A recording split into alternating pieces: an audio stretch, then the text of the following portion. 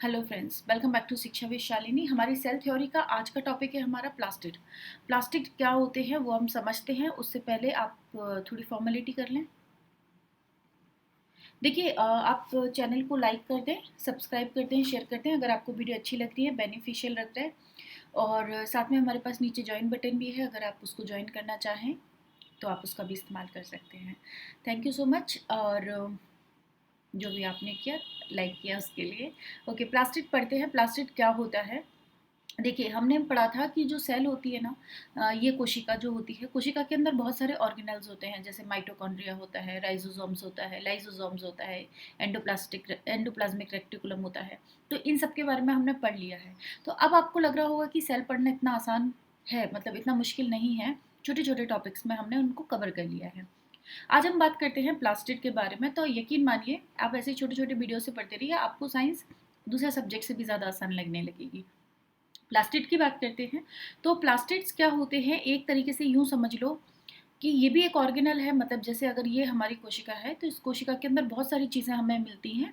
वैसे ही एक चीज़ हमें मिलती है यहाँ पे, जिसे हम किस नाम से जानते हैं? प्लास्टिड के नाम से जानते हैं। तो आज इस प्लास्टिड के बारे में जानते हैं कि इसकी क्या खास बात होती है, इसकी खास क्या स्पेशलिटीज़ होती हैं और ये किस काम में हमारे आता है। तो देखिए, सबसे पहली बात तो ये होती है कि जो प्लास्टिड है ना, तो डेफिनेटली मैंने बताया था ऑर्गेनेल्स हमेशा एक थैली के अंदर बंद होते हैं, यानी एक झिल्ली के अंदर बंद होते हैं। कुछ कुछ बिना झिल्ली के भी होते हैं, कुछ एक झिल्ली में होता है और कुछ कुछ डबल झिल्ली में, यानी डुअल मेम्ब्रेन में कवर होते हैं। तो आपको अभी कमेंट में ये बताना है कि इससे पहले हमने जो कुछ भी पढ़ा है उसमें से डबल मेम्ब्रेस कौन है, यानी दुई झिल्ली में बंद कौन था।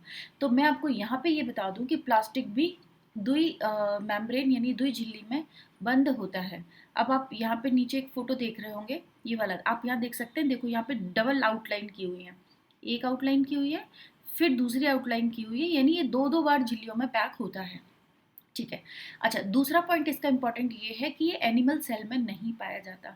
एनिमल सेल का मतलब हो गया है जंतु कोशिका, जिसमें ह्यूमंस भी आते हैं, मैमल्स भी आते हैं, फिशेस वगैरह भी आती हैं। उनकी सेल्स में ये नहीं प्राप्त होता है, ये प्लांट सेल्स में यानी पादपों में ये पाया जाता है। और पादप के अगर अगर अलावा हम बात करें तो एल्गाए,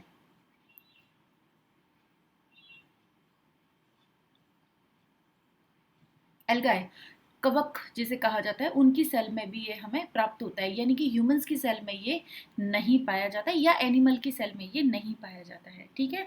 अच्छा, काम क्या आता है? तो वैसे तो इसका काम देखो, एक काम तो स्टोरेज का भी होता है। अब आप कहोगे कि मैम स्टोरेज तो लाइजोसोम्स भी करते हैं। हाँ जी, बिल्कुल करते हैं, है ना। इसके अलावा हम बोले वैक्यूल्स यानी कि रिक्तिकाएं, वो भी ऐसा काम करती हैं। तो हाँ, सब करते हैं, पर सब अपनी अपनी स्पेशलिटी होती है। ठीक है। जैसे हमारे घर में चार तरह की अलमारियाँ पड़ी हुई हैं, प्लास्टिक वाली भी है, वुडन की भी है, लोहे की गोदरेज की अलमीरा भी है ना। पर हम सब में अलग अलग चीज़ें रखते हैं ना। किचन में भी अलमारियाँ होती हैं, उसमें अलग सामान रखा होता है, घर के सामान अलग अलमारियों में रखे होते हैं। तो बस यूँ समझ लो, सेल के अंदर भी बहुत सारी चीज़ें बनती रहती हैं, बिगड़ती रहती हैं। तो उसमें क्या है कि कुछ अलग जगह स्टोर रहता है, कुछ अलग जगह स्टोर रहता है। तो प्लास्टिक प्लास्टिक के अंदर भी स्टोरेज मतलब होता है। वहाँ पे जो कोशिका के जो उत्पाद हैं वो वहाँ पर स्टोर हो जाया करते हैं। ठीक है। तो आप ये याद रखिए, स्टोरेज के ये काम आता है।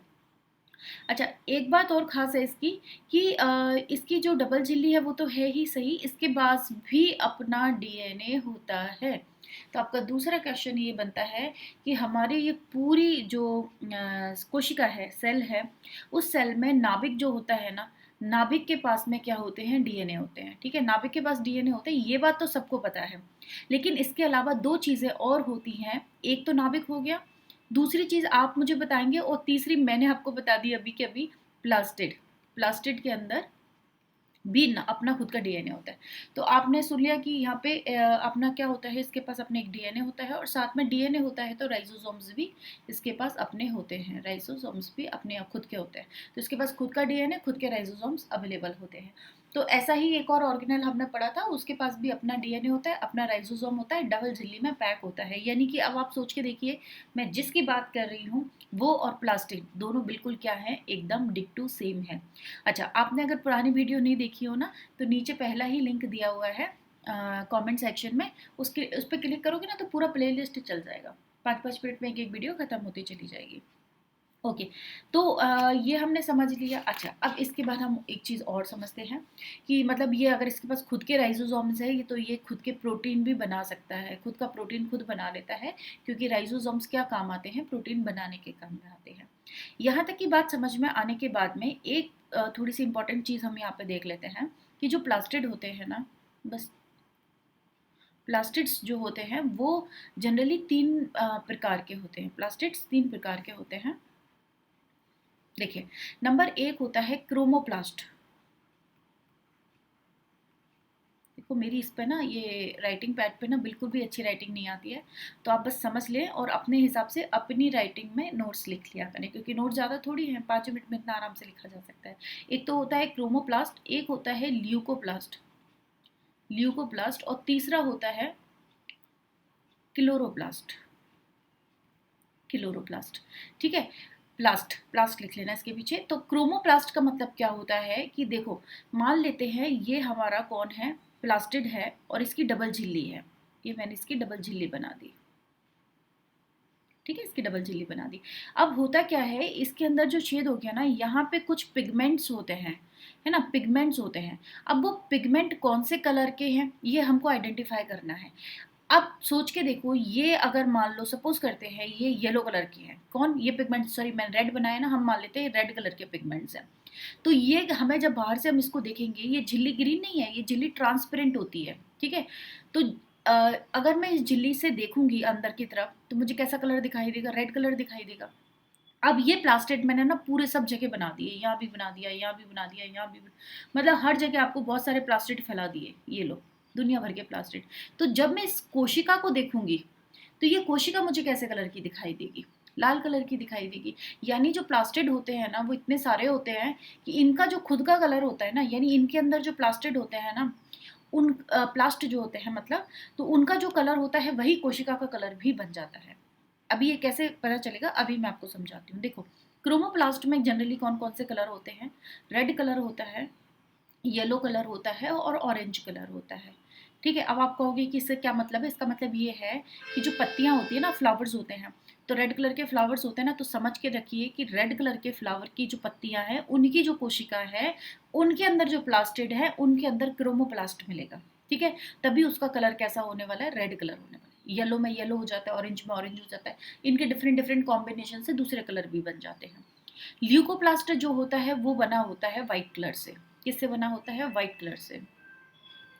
ल्यूकोप्लास्ट का मतलब ही व्हाइट कलर होता है। व्हाइट कलर का मतलब ये होता है कि जैसे आपने देखा होगा रूट्स, है ना, जो रूट्स होती हैं, या कोई भी पादप का ऐसा भाग जो सफेद रंग का बना हुआ है, वो किससे बना होता है, ल्यूकोप्लास्ट से बना होता है। ठीक है, क्योंकि वो सफेद रंग का होता है। क्लोरोप्लास्ट जो होता है वो बना होता है ग्रीन कलर से। किस कलर से बना होता है, ग्रीन कलर से बना होता है। तो अब आपको इमेजिन हो रहा होगा कि जो पत्तियों वाला सेक्शन है, ठीक है, वो पत्तियां हमें ग्रीन क्यों दिखाई देती हैं, क्योंकि उनके अंदर क्या मिलता है, क्लोरोप्लास्ट मिलता है, और यही क्लोरोप्लास्ट है जो सनलाइट के साथ रिएक्शन करके फोटोसिंथेसिस करता है। ठीक है, तो क्लोरोप्लास्ट हो गया है ग्रीन कलर का। वैसे क्लोर का मतलब ही ग्रीन होता है, जहां भी क्लोर शब्द आ जाए तो समझ लेना अपने आप की ग्रीन कलर की ये बात कर रहे हैं। तो क्लोरोप्लास्ट जो होता है वो ग्रीन कलर का होता है, इसीलिए ये फोटोसिंथेसिस में काम आता है। ल्यूको व्हाइट होता है, जो कि रूट्स वगैरह में मिल जाता है, रूट्स में मिल जाता है या तने के अंदर मिल जाता है। और क्रोमोप्लास्ट में मल्टीपल कलर होते हैं, जो कि जनरली हमें कहाँ मिलते हैं, फ्लावर्स के अंदर मिलते हैं। सो ये थी पूरी प्लास्टिड की बात। और आपको क्या ये बात समझ में आई या नहीं आई, अगर आई हो तो जरा मुझे कॉमेंट सेक्शन में ज़रूर बताना। ठीक है, थैंक यू सो मच, पढ़ते रहिए और खुश रहिए।